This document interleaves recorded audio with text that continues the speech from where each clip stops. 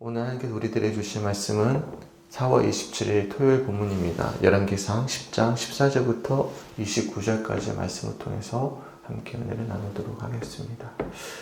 제가 전도사 시절에 좀 약간 교만함이 있었어요. 왜냐하면 대학원 시절에 공부했던 것들도 있고 또한 나름대로 제가 열심히 했던 사역에 대한 결과들도 있었고, 그리고 결정적으로 제가 마지막으로 사역을 했던 수련 목회자 시절에 그 교회는 담임 목사님이 좀 의욕이 없으셨어요.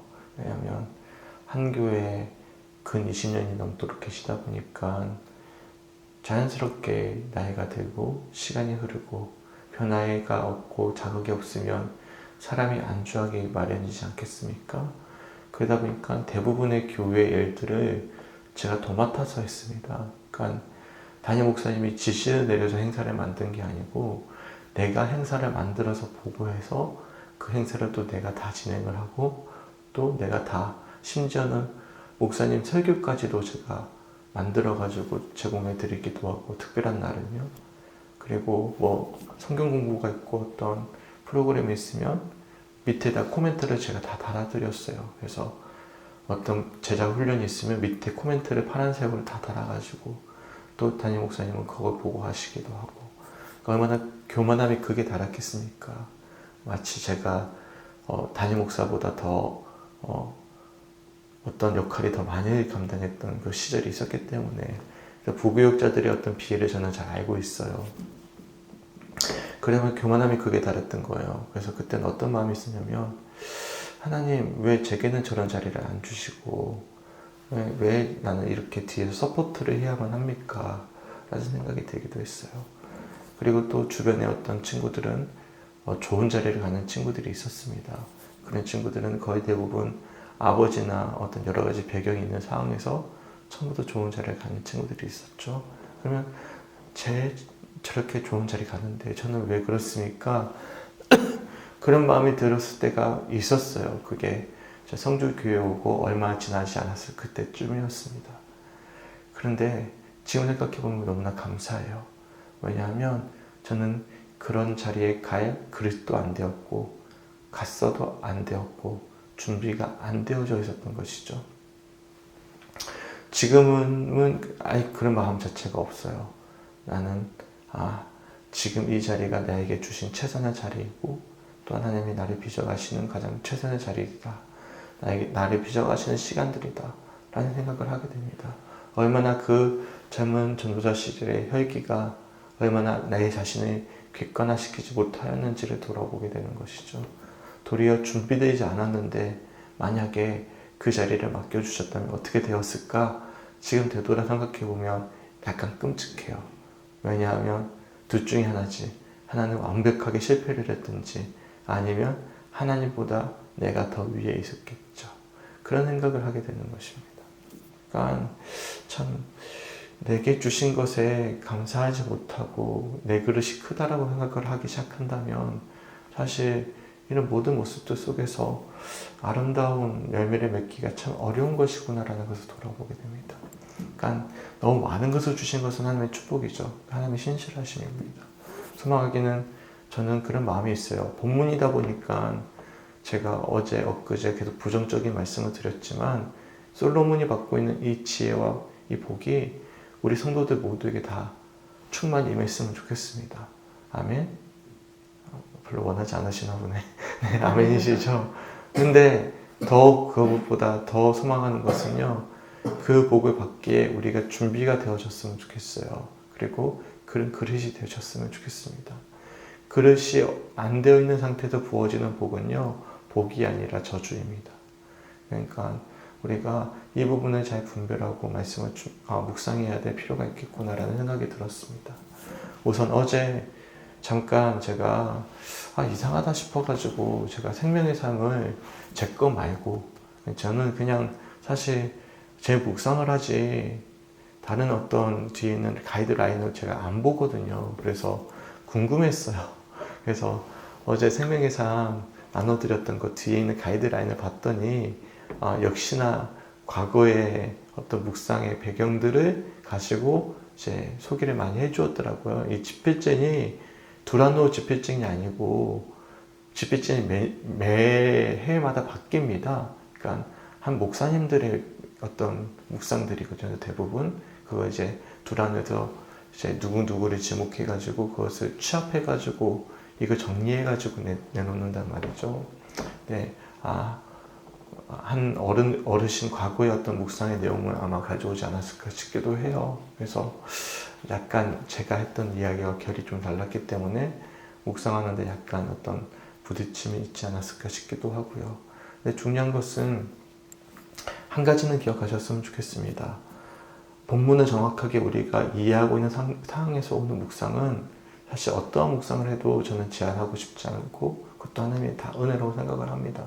근데 한 가지만 우리가 어제 했던 말씀의 반복이지만 본문의 내용을 아예 모르는 상태에서 예를 든다면 뒤에는 가이드라인만 보고 예를 들어서 우리가 그냥 무작정 하나님이 우리들에게 주시는 큰 복이다라고만 묵상을 한다면 이것은 큐티가 주는 위험한 한 가지의 어떤 묵상 방법일 수 있다는 것 한 가지만 체크를 하셨으면 좋겠습니다. 그래서 뒤에 있는 내용은요 말 그대로 참고 내용입니다.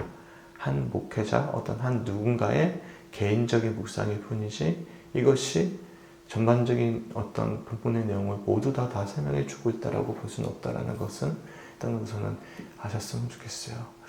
성경은 흐름이 있습니다. 네, 오늘 본문 말씀을 보시면 어제 했던 스바 여왕의 이야기가 긍정적으로만 볼 수 없는 내용임을 분명히 우리가 알 수 있어요.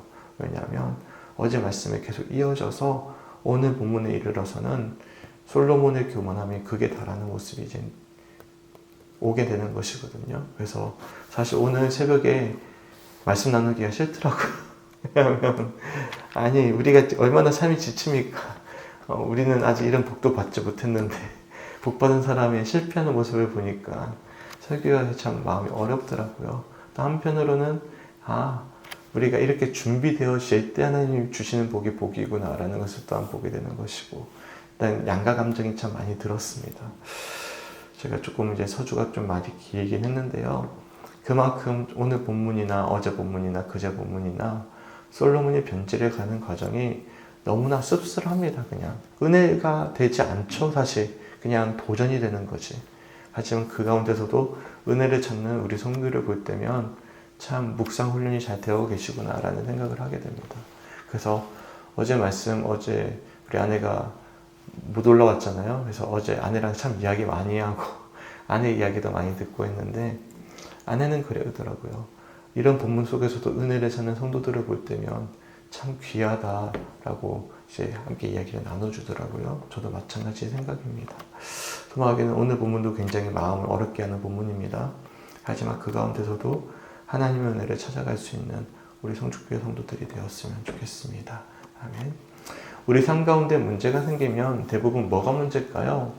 하나님이 문제일까요? 우리가 문제일까요? 대부분은 후자인 경우가 100%죠. 대부분이 아니라. 오늘 말씀해 보시면 우리 하나님은 신실하십니다. 누구보다도 솔로몬이 어떤 인물일지를 알고 계셨을 것이고 또한 솔로몬이 어떻게 변질하고 계셨는지도 알고 계셨을 때도 하나님께서는 신실하게 약속을 이행하십니다. 하나님이 분명히 솔로몬에게 세상 누구보다도 지혜를 줄 것이고 또한 내가 내 계명을 온전히 지키기 때문에 내가 부강해질 것이다, 복이 있을 것이다 라고 말씀하지 않으셨어요? 맞죠? 그런데 오늘 본문 말씀을 보시면 그 약속을 신실하게 이행하시는 하나님의 은혜를 우리가 분명히 살펴볼 수가 있어요. 대표적으로 23절 말씀 보실까요? 23절 말씀 보시면 이렇게 말씀합니다. 솔로몬 왕의 재산과 지혜가 세상의 그 어느 왕보다 큰지라. 보세요. 재산과 지혜가 세상의 어느 왕보다 컸다. 이거는 누가 주신 것입니까? 하나님이 주신 것이죠. 하나님은 이만큼 신실하신 거예요. 하나님이 약속하신 것을 반드시 이루어 가시는 분이십니다. 믿으십니까? 그래서 27절 말씀 보십시오. 왕이 예루살렘에서 은을 돌같이 흔하게 하고 백향목을 평지에 뽕나무같이 많게 하였더라. 나중에 이 말씀 보시면 아시겠지만 금이 너무 흔하게 나와요. 그래서 심지어는 금 가지고 뭘 만드냐면 방패를 만듭니다. 생각해 보세요. 금 가지고 방패 만들면 전쟁에 쓸 수 있어요? 못 쓰죠. 금이 얼마나 약한데. 예, 그냥 이거는 말 그대로 장식물이거든요. 그러니까 자기의 사치품이에요. 그리고 금이 워낙 많다 보니까 은을 뭐 같이 쓴다고요? 아이씨, 부럽다. 우리 귀 앞에 은이 둘같이 있었으면 좋겠다. 둘같이 있었대요. 더군다나 백향목 기억나십니까? 백향목이 얼마나 비싼 제목이었어요. 네, 그래서 저기 두로왕 히람에게 부탁을 해가지고 겨우겨우 끌고 오는 방법도 몰라가지고 그에게 지혜를 구해서 가져왔던 게 백향목인데 이제는 뽕나무 같이 많게 되었다. 이게 누가 그렇게 하신 것입니까? 하나님이 하셨던 약속을 신실하게 이행하고 있는 것입니다. 그러면 오늘 본문의 문제는 무엇입니까? 여기는 솔로몬이죠. 그러니까 약속을 이행하시는 신실하신 하나님의 은혜를 우리가 볼 수 있는 반면에 이에 대한 은혜 받은 자로서의 책임과 사명이 얼마나 큰지 이제 돌아보게 되는 거예요. 그래서 한편으로는 그런 생각이 들었습니다. 저 대형교회 목사님이나 어떤 부유함을 누리게 된 어떤 크리스찬 CEO들이 얼마나 큰 무거운 사명과 부담감을 안게 되었을까. 정말 철저하게 기도하지 않고 철저하게 말씀을 묵상하며 날마다 자기를 쳐서 복종하지 않으면 정말 이것이 복이 아니라 무서운 저주가 될 수 있는 것이구나 라는 것을 첫 번째로 묵상하게 되었고요. 두 번째로는 저는 우리 교회가 그런 교회가 되기 원하거든요. 근데 그러기 위해서 우리가 그런 그릇이 되어져야만 하겠구나 라는 두 번째 묵상을 하게 되었습니다. 여튼 이처럼 하나님은 신실하게 이행을 하십니다. 근데 오늘 본문 말씀을 보시면 우선 대표적으로 14절 말씀 보십시오. 솔로몬의 세금의 무게가 금 666달란트요. 666에 꽂히시면 안 됩니다. 이걸 요한계시록 말씀에 이어가지고 영을 하시면서 이제 알레고리적으로 이 사탄이다 뭐 그렇게 하시면 안 됩니다. 이게 그냥 그 무기를 말하는 거예요. 666달란트가 우리나라 지금 현재 계량령으로 치면 약 25톤입니다. 금만 25톤이에요. 어마어마한 거죠. 근데 이게 뭐죠? 세금입니다. 세금. 해마다 걷어들이는 세금이 이만큼 이제 되는 거예요. 얼만큼 백성들이 힘들었을까? 안 그래도 뭐 했죠? 계속 토목공사를 하고 있었잖아요. 더군다나 여기까지 세금까지 돼 있는 거예요. 또한 이 세금은 대부분 또한 어디서 또 왔냐면 무역 가운데 왔습니다. 세상과 계속 거래를 하고 있는 거예요. 애굽의 바로왕과 다름이 없는 것이죠. 그러다 보니까 이거 가지고 이제 어떻게 해야 되는 거예요? 돈이 많아졌어요. 그럼 어떻게 해야 되죠? 백성을 위해서 써야죠. 그리고 어려운 이들을 위해서 흘려보내야죠. 이게 아름다운 건데 16절과 17절 말씀 보시면 제가 앞에서 소개해드렸던 것처럼 금 가지고 뭐한 거예요? 남아 도니까 방패 만들었습니다. 사치품을 만들기 시작한 거예요. 더군다나 18절 말씀 보십시오. 하나님은 한 번도 왕의 보좌에 대해서 말씀하신 적이 없는데 왕의 보좌를 상아로 만들고 거기다 금까지 입혀버립니다. 그러니까 진정한 보좌의 주인공은 하나님인데 이제 솔로몬이 그 왕자에 앉기 위해서 화려한 보좌를 만들기 시작하고 막 사자를 만들고 이 모습이 어디의 모습과 비슷하냐고 이제 학자들이 이야기하냐면 저기 화려한 어떤 과거의 어떤 이방 제국의 보좌와 비슷한 모습이래요. 그러니까 그런 어떤 세상의 어떤 보좌를 따라가는 모습을 보이고 있음을 우리들이 알 수가 있는 것이죠. 그러니까 세상의 방법에 따라서 보좌도 만들고 무역도 하고 이런 모습들이 22절까지 말씀에 쭉 이어지게 되는 것입니다. 더군다나 23절 말씀에 우리가 읽었던 것처럼 신실하신 하나님은 솔로몬에게 재산과 지혜를 더해 주셨어요. 그런데 이 하나님께서 솔로몬에게 지혜를 주신 이유는 그에게 듣는 마음을, 그래서 이 지혜를 통해서 선악을 분별하게 하기 위해서 주신 것인데요. 24절과 25절 말씀을 보시면 그 지혜를 통해서 누가 부각하게 되죠? 솔로몬이 부각하게 되면서 에디오피아가 아니었어요. 그러니까 우리가 에디오피아 여왕 스바라고 계속 생각을 해왔는데 어느 나라인지 정확히 알 수 없고 지금 구약 학자들이 대부분 예멘 지역에서 왔다라고 이야기를 하거든요. 여하튼 이 스바 여왕처럼 그 지혜에 감동을 해서 누구에게 계속 금을 바치죠? 향품을 받게 하사품을 바치죠? 솔로몬에게 그 지혜를 보고 바치는 모습을 볼 때면 주객이 전도되어져 있음을 또한 우리들이 알 수가 있습니다. 이런 모습을 통해서 우리가 한 가지 기억하셔야 될 말씀이 하나 있습니다. 혹시 기억하시는지 모르겠는데 신명기 17장 17절 말씀이에요. 당연히 기억이 안 나시겠죠? 제가 한번 읽어드릴게요. 모세를 통해서 이미 이런 상황들을 아마 모세는 위기감을 느끼지 않았을까 싶어요. 그래서 이런 말씀이 있습니다. 왕들에게 주어지는 말씀인데요. 그에게 아내를 많이 두어 그의 마음이 미혹되게 하지 말 것이며 자기를 위하여 은금을 많이 쌓지 말 것이니라. 그러니까 신명기 17장 17절에 분명히 뭐라고 이야기하고 계셨냐면 모세 율법 가운데 아내를 많이 두어서 그 마음이 미혹되지 않게 하고 특별히 자기를 위하여 은금을 많이 쌓지 말 것이다 라고 분명히 말씀을 하셨는데 사실 그와 완전히 반대되는 행동을 지금 솔로몬이 보이고 있음을 알 수가 있어요. 당연히 이렇게 은금이 많아지고 자기를 위해서 쌓여서 왔으니까 흘려보내야 되는데 자기를 위해서 쌓아두었으니까 뭐가 필요하죠? 강력한 병거와 마병이 필요한 거예요. 그래서 26절 말씀해 보시면 솔로몬이 병거와 마병을 모음에 병거가 1400대요 마병이 12,000명이라 병거선에도 두고 예루살렘 왕에게도 두었으며 라고 말씀하고 있죠. 병거를 만드는데 이 병거가 어디서 왔을까요? 네, 28절 말씀해 보시면 솔로몬의 말들은 애굽에서 들여왔으니 왕의 상인들이 값주고 산 것이다. 이 병거가 어디서 왔습니까?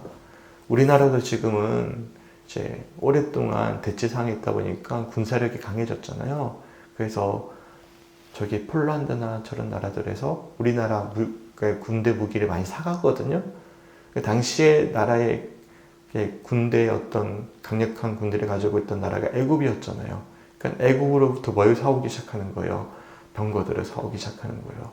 그런데 신명기 17장 16절 말씀 이렇게 이미 경고하고 계셨습니다. 제가 한번 읽어드릴게요.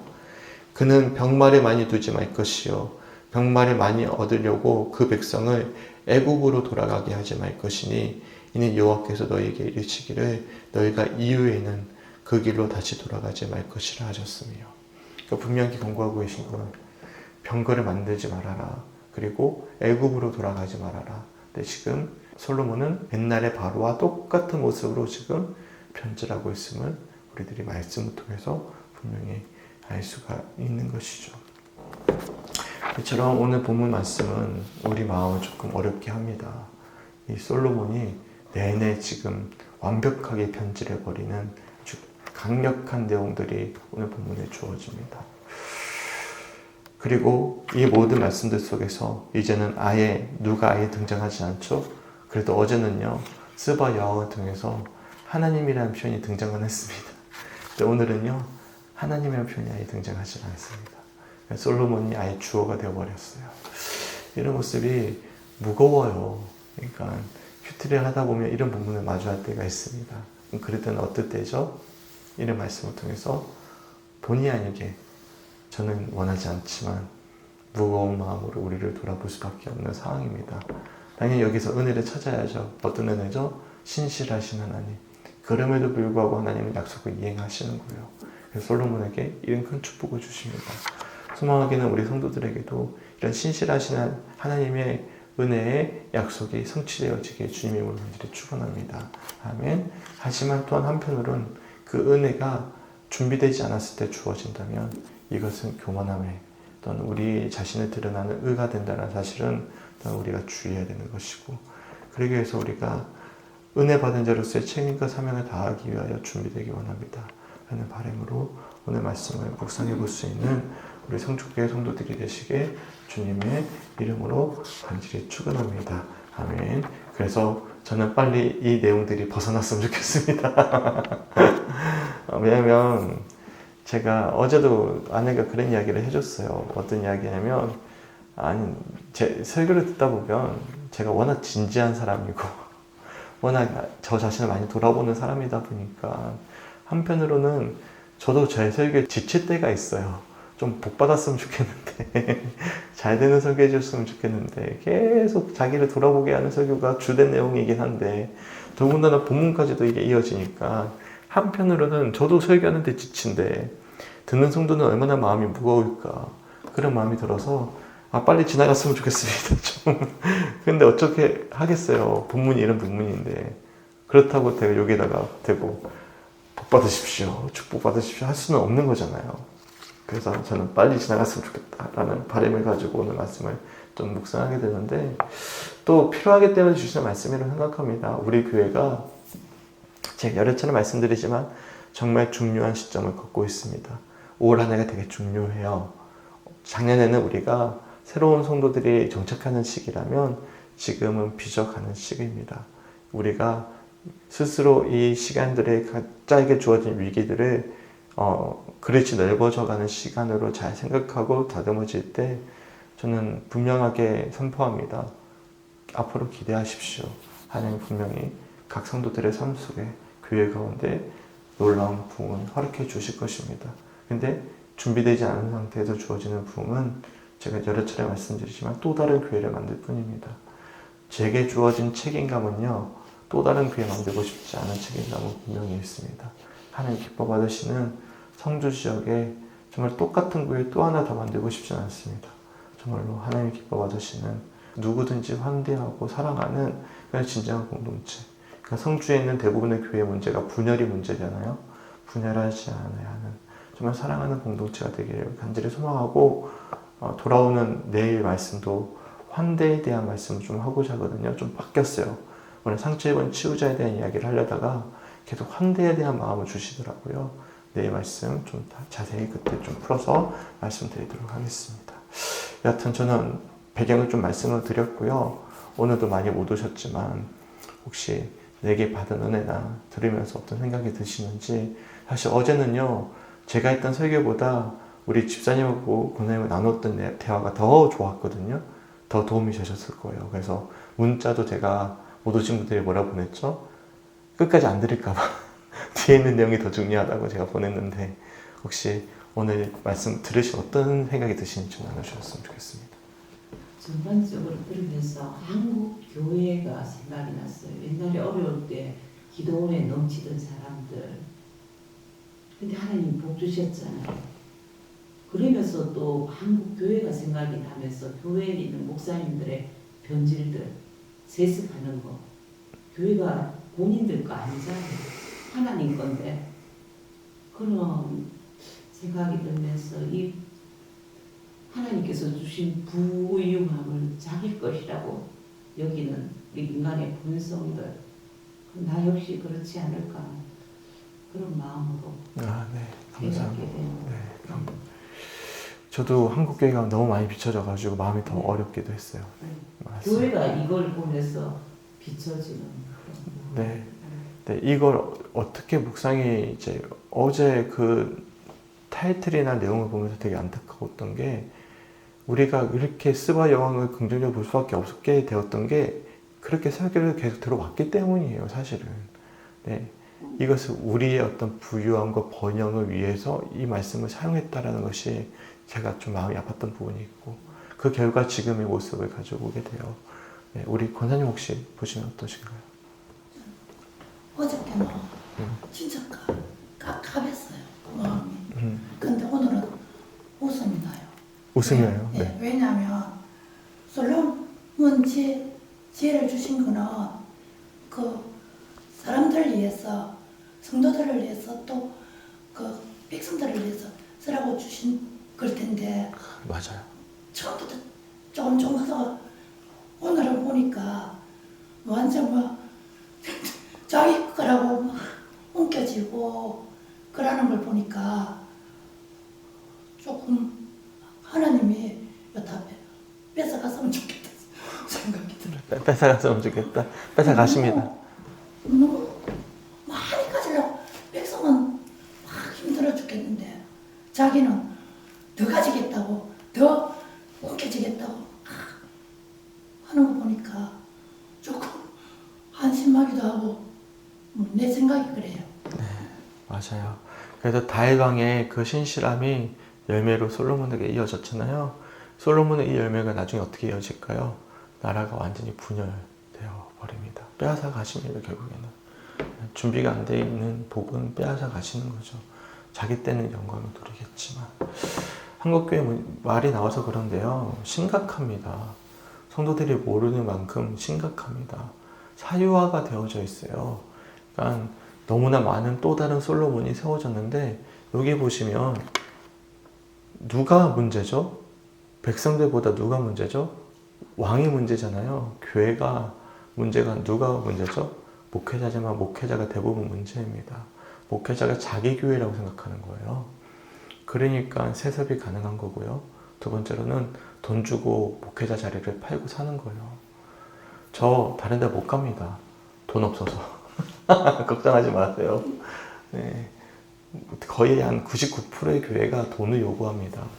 그런데 안타까운 것은요. 교회도 마찬가지예요. 교회가 은퇴하는 목회자를 제대로 살해하지 못하는 상황이 되니까 또 목회자는 또 욕심이 생겨서 그렇게 하는, 그러니까 악순환이 반복이 되고 있는데, 성봉우 교수님이 그런 말을 하더라고요. 한국 교회가 살기 위해서 모두 다 망해야 된다. 한편으로는 틀린 말은 아니라고 생각을 합니다. 이게 완전히 망해질 때, 이것이 완전히 다 되어질 때 아마 교회는 세워질 거라 생각이 됩니다. 그래서 제가 바라는 기도 제목은, 우리 교회는 저는 소망해요. 왜 소망하는 줄 아세요? 부흥하는 걸? 이번에 결정적인 몇 가지가 있었는데, 한 가지는 돕고 싶은데 도울 수가 없는 거야. 어려운 선교사를 우리가 파송하고 싶은데 할 수가 없는 거야. 어려운 누군가를 도와줄 수가 없는 거야. 우리는 도움을 받아야 되는 교회지 도울 수가 없는 교회인 거예요. 그게 너무 안타까웠어요.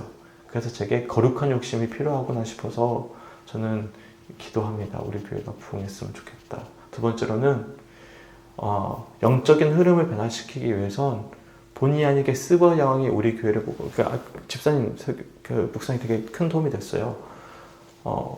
우리 교회를 보고, 와, 하나님이 일하시는 교회라고 하면 사람들이 자극을 받아야 되는 것이구나. 우리 교회가 부흥해야만 자극이 되겠구나. 그러니까 선한 영향력을 끼칠 수 있겠구나. 라는 어떤 갈망이 생겨요. 그래서 우리 교회는 부흥을 해야 되겠죠? 믿으십니까? 네. 근데 한 가지는 또 다른 교회를 만들고 싶지는 않습니다. 네. 그렇기 때문에 우리가 더 이런 시간들을 통해서 더 간절히 기도했으면 좋겠습니다. 오늘도 말이 길어졌네요. 본의 아니게 길어지게 되는 이야기가 제 반복이 되는 것 같은데, 두 분 다 너무나 탁월한 오늘 묵상을 해주셔서 진심으로 감사하고, 결국에는 우리 권사님 말씀이 참 재밌네요. 웃음이 나온다. 네. 어디까지 가니까 답답하기도 하고 답답하기도 하고 괘씸하기도 하고 괘씸하기도 하고. 네. 좀 그래서 웃음이 나와요. 누구 마음일까? 안심해서. 하나님 마음이지 않을까 보시면서 그런 마음도 드네요. 안심해가지고. 네. 하여튼 같이 오늘 주셨던 말씀 이제 빨리 넘어갔으면 좋겠습니다. 솔로몬 이야기 그만했으면 좋겠고, 여하튼 계속 이어지니까 함께 오늘 개별로 한번 읽어보셨으면 좋겠습니다. 오늘 토요일 기도 제목은 목회와 예배를 위한 기도인데요. 마찬가지로 기도 제목 읽어드리지 않겠습니다. 개별로 한번 읽어보시고, 시간 많이 갔어요. 개별로 읽어보시고 기도해 주셨으면 좋겠고, 기도 제목은 이번 주에 이제 저 한 가지 기도 제목이 있습니다. 이유를 떠나서 이제 손필룡 집사님, 고 손필룡 집사님 장례를 치르고 가장 그나마 저와 소통을 많이 하고 많이 마음이 변했다라고 생각하는 분은 이제 둘째 아드님인데, 어제죠? 기회 가다가 만났는데, 목사님 너무 고맙습니다. 이번 주에 꼭 오겠습니다 했거든요. 이게 기적이에요, 교회 온다면. 그래서 기도 제목은 진짜 이유를 떠나서, 오고자 하는 이유는 여러 가지가 있을 수 있잖아요. 그건 중요하지가 않아요. 교회 발걸음 한다는 것 자체만으로도 하나님의 은혜니까 둘째 아드님 꼭 왔으면 좋겠다라는 제목 가지고 기도하고 있거든요. 같이 기도해 주시고요. 그리고 우리 교회 성도들이 저는 다른 건 요구하진 않습니다. 공예배에 참석하는 것은 우리가 정말 최선을 다할 수 있도록, 제가 뭐 다른 걸 요구하지 않잖아요. 우리 교회 하는 거 별거 없어요. 뭐 다른 교회처럼 행사를 많이 하는 것도 아니고 뭐 일을 버려서 하는 것도 아닌데, 제가 집중하는 건 예배인데요. 예배에 좀 집중했으면 좋겠는데, 한 번쯤은 제가 고민이 돼요. 이렇게 온라인으로 하는 게 맞을까? 그래 고민이 들 때가 있어요. 새벽 예배는 계속 해야 돼요. 왜냐하면 못 오시는 분들은 어쩔 수 없는 분들이 계시기 때문에. 네. 공예배 참석에는 우리가 최선을 다했으면 좋겠는데, 특별히 주일 예배만큼은 우리가 정말 죽지 않는 한 와야 된다라는 어르신 목사님들의 이야기가 지금 어느 정도 공감이 됩니다. 죽더라도 교회 와서 죽어라. 뭐 그런 이야기 하셨잖아요. 기억나십니까? 공예예배 참석을 잘할 수 있도록 우리 함께 중보해 주셨으면 좋겠습니다. 그래서 내 예배를 위해서 기도해 주시고, 저는 갈수록 책임감이 느껴져요. 설교에 대해서. 정말 목회자 설교 잘 준비해야 되겠구나. 오늘 걷게대에 안 가려고 했던 이유 중에 하나도 뭐냐면, 걷게대에 갔다 오면 제가 설교에 준비할 시간이 없겠더라고요. 하루를 다 버리는 거예요. 그래서 제가 안 되겠다 싶어서 그렇게 결론도 내렸거든요. 그래서 목회자가 설교 준비 잘 할 수 있도록 저를 위해서도 기도해 주셨으면 좋겠습니다. 아멘. 그래서 저를 위해서 기도해 주셨으면 좋겠고, 내 예배를 위해서 기도해 주셨으면 좋겠습니다. 함께 기도하겠습니다. 주님, 참 어렵네요. 계속 이렇게 솔로몬이 변질하는 모습이 우리 마음을 찌르고 한국교회 모습에 폐부를 찌르는 말씀들 때문에 참 무거운 마음으로 새벽마다 말씀을 보는 것이 참 버겁기도 하고 어렵기도 하고 속상하기도 하고 우리 권사님의 표현처럼 웃음이 나오기도 하고, 하지만 이런 말씀들을 통해서 우리 교회가 또 다른 그런 교회가 되지 아니하도록 빚어가시는 과정이라는 묵상을 통해서 주님, 다시 한 번 더 말씀을 통해 은혜를 찾기를 간절히 소망합니다. 하나님, 어려운 말씀일수록 우리가 외면하고 싶고 벗어나고 싶지만 도리어 이런 시간들을 통해서 다시금 우리 교회가 아버지께서 원하시는 모습으로 빚어가는 귀한 훈련이자 도전의 시간이라는 사실을 기억하면서 오늘 각자에게 주어진 말씀들 잘 묵상할 수 있도록 인도하여 주시고, 이 말씀 붙잡고 우리 교회가 정말로 또 다른 교회가 세워지는 교회가 아니요 하나님의 영광 받으신 교회로 세워져 갈 수 있도록 인도하여 주시옵소서. 또한 우리 성도들 두 분 참 귀합니다. 귀한 묵상이 우리들의 도전이 됩니다.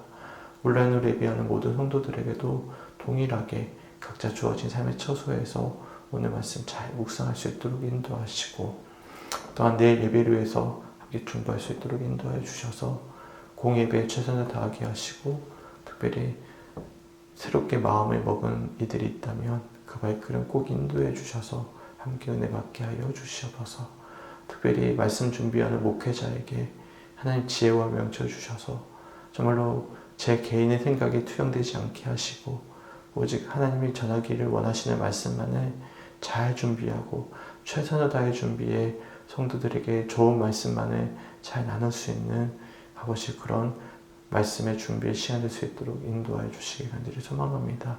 이를 위해서 성도들의 기도가 필요함을 고백하오니 성령들이 내 예배를 위해서 또 목회자를 위해서 준비하며 기도할 수 있도록 인도하여 주시옵소서. 감사드리며 우리를 사랑하시는 예수님의 이름으로 간절히 기도드렸습니다.